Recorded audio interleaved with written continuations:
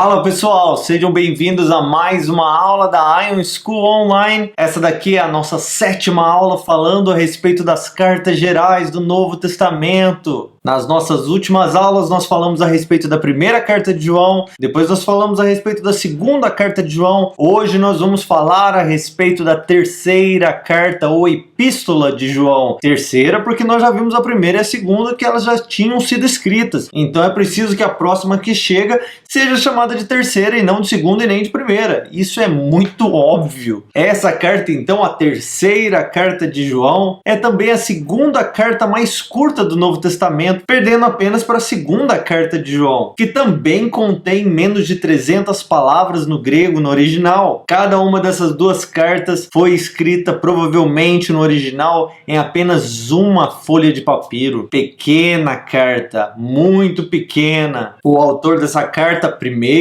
nós precisamos dizer que ele é desconhecido, já que ele não vai dizer qual é o seu nome verdadeiro dentro dessa carta. Mas lá no versículo 1 nós vamos ver que o autor, segundo a tradição, segundo todos os estudiosos, o apóstolo João falou a respeito de si mesmo como sendo o autor dessa carta e chamado de o ancião, ou como na sua Bíblia deve estar, o presbítero. Tanto um nome como o outro vão fazer referências a essa figura, o último dos apóstolos vivos na década de 90 depois de Cristo. Já bem velhinho, já na sua caminhada para se encontrar com Jesus, João ainda ministrando as igrejas, ainda se preocupando com cada uma delas, tendo um ministério ativo de discipulado, de cuidado de várias igrejas na Ásia Menor. Ele toma o seu tempo para escrever essa última carta antes daquelas que nós conhecemos chamadas as 7 cartas às 7 igrejas da Ásia Menor. E já nós vamos falar a respeito delas. E quando essa carta foi escrita, qual é a datação dela? Assim como a segunda carta de João, nós também não podemos determinar com exatidão quando essa carta foi escrita, porque ela não contém qualquer detalhe histórico que possa nos dizer, e nem também qualquer distinção de linguagem com as outras cartas de João. Então a maioria dos estudiosos vai concordar que essa terceira carta também foi escrita ali muito próxima, quase simultânea da primeira e da segunda carta. Talvez tenha sido uma temporada ali onde João passou muitos dias escrevendo cartas para várias igrejas, e essas sejam aquelas que o Senhor escolheu para eternizar aqui dentro do cânon bíblico, nos dando uma grande aula, nos deixando entender um pouquinho de como era esse cuidado de apóstolo João com essas igrejas com quem ele tinha tanto cuidado, tanto carinho, tanto zelo. O versículo chave dessa carta seria 3 João, versículo 11, João dando aqui uma exortação dizendo assim: amados, não imiteis o mal, mas sim o bem, porque quem faz o bem é de Deus, mas quem faz o mal não tem visto a Deus, porque ele não é de Deus. E a ênfase dessa terceira carta de João está na opinião de João a respeito de 3 indivíduos que vão aparecer aqui nessa carta. O primeiro é o receptor, que é Gaio. O segundo, um possível líder de uma outra congregação, chamado Diótrefes. E o terceiro, provavelmente aquele que carregava essa carta das mãos de João direto para as mãos de Gaio, chamado Demétrio. Então, enquanto a primeira carta de João parece ser uma carta geral, escrito para todas as congregações da Ásia Menor, a segunda carta de João foi escrita especificamente para uma só congregação, a chamada Senhora Eleita. Mas aqui em 3 João nós vemos que João escreveu especificamente e unicamente para este indivíduo chamado Gaio. Essa então é uma das pouquíssimas cartas do Novo Testamento escritas diretamente para um indivíduo, como foi no caso também de Filemon e até Timóteo. Mas Timóteo tinha ali um interesse maior de que essas cartas fossem lidas para a igreja também. Esse cara Gaio, esse nome, era muito comum no primeiro século e nada se sabe a respeito deste Gaio a quem João estava escrevendo essa carta, demonstrando esse carinho especial por ele. Mas o que vai nos parecer pelos escritos de João é de que este Gaio era membro de uma das igrejas que estavam sob a supervisão espiritual de João. Essa carta vai cuidar do assunto básico da hospitalidade hospitalidade cristã, mas agora sob uma perspectiva diferente. Na última carta que nós vimos, em 2 João, nós vemos João dizendo que essa hospitalidade cristã não deve ser compartilhada com os falsos mestres, com aqueles que não são aprovados e que andam distorcendo as mensagens do Senhor. Mas aqui, dessa vez, nos versículos 5 e 8, nós vemos que o que João estava dizendo é de que esta hospitalidade cristã precisa ser demonstrada para aqueles que verdadeiramente estão pregando o Evangelho, aqueles que são verdadeiramente irmãos. Estes aqui especificamente, eles eram mestres itinerantes que viajavam pelas igrejas, encorajando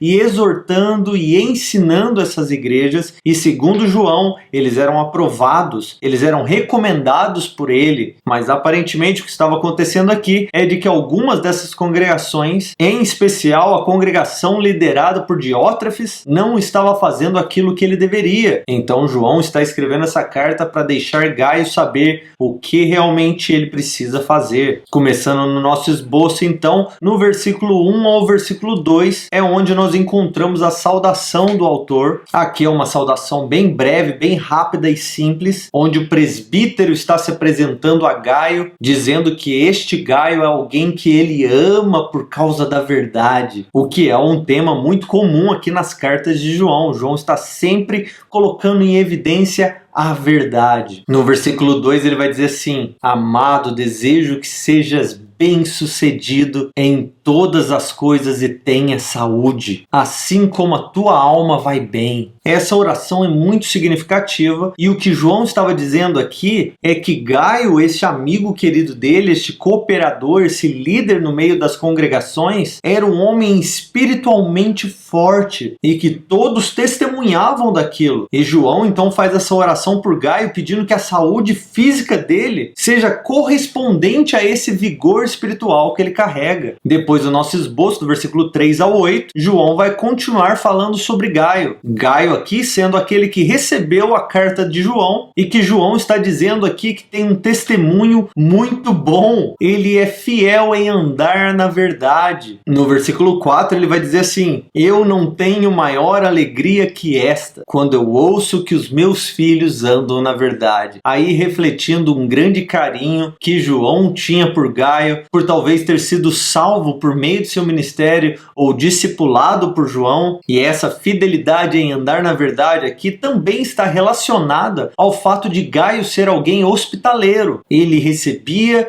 e ele cuidava dessas pessoas que haviam saído por aí por causa do nome, o nome de Jesus. Ele era alguém que cuidava e amava, generoso para com eles. No versículo 5, João vai dizer assim para ele: você procede com fidelidade em tudo o que fazes para os irmãos, estes irmãos sendo estes mestres itinerantes. Depois do nosso esboço, os versículos 9 e 10, ele vai falar contra Diótrefes, que é este líder em outra congregação, não a mesma congregação que Gaio. João vai falar que este cara, Diótrefes, ele não tem aberto as portas para receber os ministros de Deus. E ao mesmo tempo vai demonstrar que existe uma certa tensão entre João e este cara, porque este cara anda falando coisas a respeito de João e do seu ministério. Então João, falando para Gaio, já deixa claro: quando eu for encontrar ele. Lá no versículo 10 ele fala assim: se eu vos visitar, falando lá de Diótrefes, eu trarei à memória as coisas que ele fez. Quer dizer, eu vou falar na cara dele. Ele anda proferindo palavras insensatas, palavras maldosas contra nós. Esse cara então não somente não recebe os irmãos que estão caminhando entre as igrejas para ministrar nelas, mas ele está proibindo os seus de fazerem isso. Esse cara então ele não está somente não abrindo as suas portas para receber os mestres e os homens de Deus que estão vindo ministrar em sua congregação, mas ele também está proibindo as pessoas da sua congregação de recebê-los, de ser generoso com eles, e aqueles que os recebem e que demonstram esse amor fraternal, Diótrefes está expulsando eles da igreja, excluindo eles. Alguns estudiosos vão até sugerir que Diótrefes talvez tenha entrado em acordo com alguns dos falsos mestres, ou que ele mesmo seja um falso mestre que tenha sido considerado por essa congregação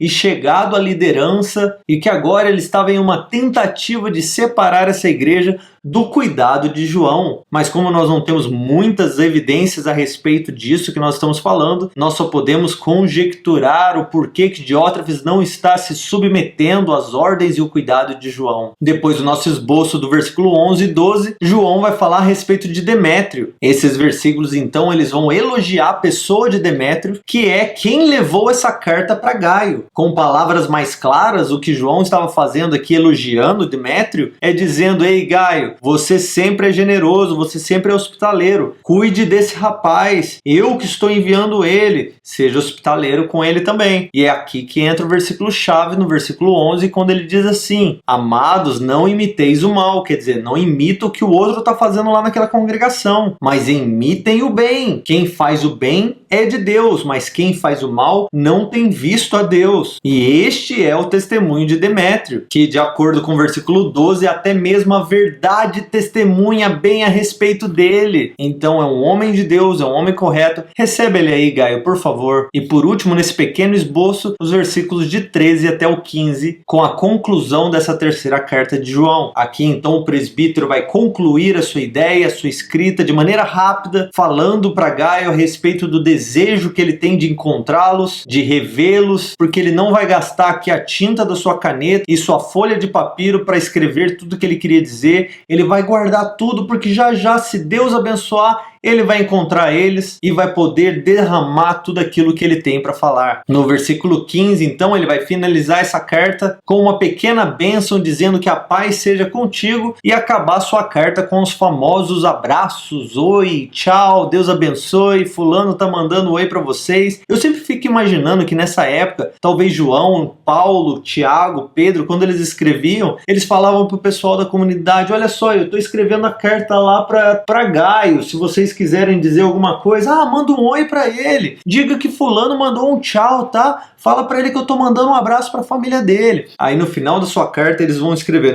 fulano mandou um oi, fulano mandou um tchau. Seria mais ou menos como hoje a gente manda uma mensagem: eu tô falando com fulano, manda um oi pra ele, fulano tá mandando um oi, manda outro. E é assim que essas saudações acabaram dentro da nossa Bíblia. Mas de qualquer forma, ainda que essa terceira carta de João seja um documento tão pequeno dentro de todos os livros do Novo Testamento, essa carta vai contribuir para a história bíblica, nos dando uma grande noção da comunidade, da hospitalidade cristã nessa época. Da mesma forma que João encorajou a igreja para que eles fossem hospitaleiros, você também hoje, como um bom cristão, seja hospitaleiro com os homens de Deus que ele coloca no seu caminho. E é com esse encorajamento que nós vamos finalizar a nossa aula de hoje. Nós nos vemos na próxima, se Deus quiser.